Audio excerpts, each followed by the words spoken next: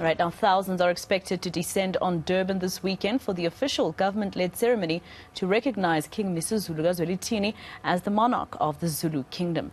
King Misuzulu Zwelithini will receive a certificate of recognition from President Cyril Ramaphosa. His accession to the throne has not been without drama, including court battles brought by his family members. Let's go to eNCA senior reporter Siphamandla Goge, who is there for us already. Sipa, obviously, even government says that they are ready. Police saying that everything will be sorted in terms of safety around the Moses Mabhida Stadium. But you were with the Prime Minister of the Zulu royal family. What is he saying? Well, he's basically saying it's all systems go. He's looking forward to Saturday. It's going to be a big and historic moment for AmaZulu as a nation. But not only AmaZulu, just the general South African public will get to witness this handover ceremony. It's whereby the President of the Republic of South Africa, President Cyril Ramaphosa, will be handing over a certificate of recognition to King Misuzulu Zwelithini, who's already firmly on the throne.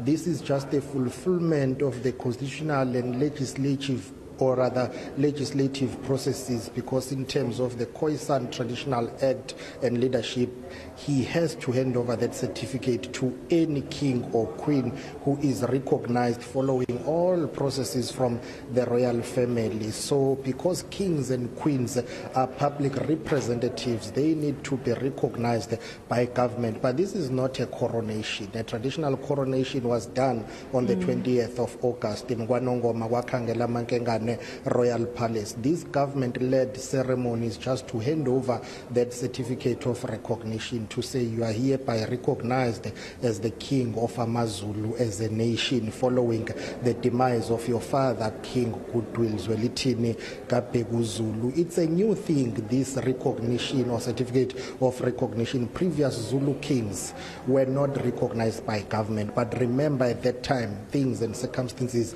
were different. It started with King Bande, who got to be recognized by the then government at the time, and then from King Bande it went on to King Qetshwayo, King Phumuzuzulu, all the way down. But before that, King Shaka, for instance, and King Dingane, it did not happen. However, at the time, during colonial times and apartheid times, then there was this thing that was introduced to say kings need to be coronated in a Western way. But culturally and traditionally, it doesn't really matter what happens on Saturday. The king is firmly on the throne. The crown entering ceremony of the 20th of August 2022 was the most important one in terms of concluding putting the king or placing the king on the throne. So Prince Mangosuthu Buthelezi touching on the issue of the ongoing royal dispute over the throne, saying, well, it's not something new. It has happened in the past. Those who know Zulu history will tell you that even King Shaka himself was killed by his own brothers.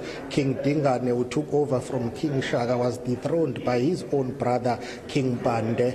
And it happened when King Qetshwayo at the time, Prince Mbuyazi, had to fight it off over the throne. So over the years, there have been royal disputes over the throne. It's not something new. The only difference this time around is that it's playing out in the Western courts, and that's where the issue of the legal battle is raging on. Prince Mangosuthu Buthelezi is saying King Misuzulu will have to craft his own path, his own legacy, deal with issues of stability within the family, stability within the nation, develop his nation, his father's people, because he will be starting his reign after almost 50 years of his father, the late king, being on the throne. He's got very big shoes to fill there. Moving forward, he has to craft his own legacy, which will include dealing with issues of poverty, inequality, and a nation that is plagued by diseases, a nation that is one of the poorest nations in South Africa, even though it's one of the biggest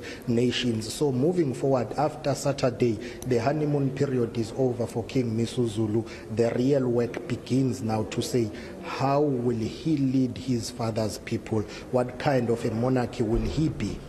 Did they say anything, or did the Prime Minister say anything about safety, or are they not concerned about that? Especially, Sipa, after the Reed dance, there were, those warnings from the other faction of the Zulu royal family telling government not to allow the Reed dance to go ahead, basically threatening the safety of the king and the maidens who were there. So did the Prime Minister say anything about concerns around safety?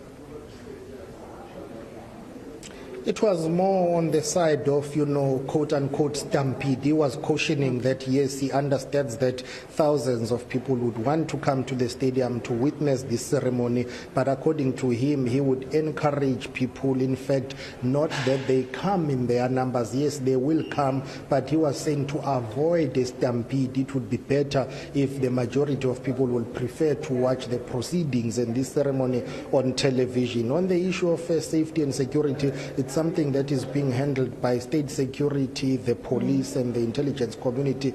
Remember, this event is not only about AmaZulu as a nation, it's not only about the king. It comes at a time whereby there are issues within the royal family, but due to time, we'll have to take it back to in studio. All right, Siphamandla Goge live for us in KZN. Of course, we know there's also King Mswati III that's expected to arrive, along with the former president of Botswana, etc. So as Sipa said, this is not only about the safety of the Zulu royal family.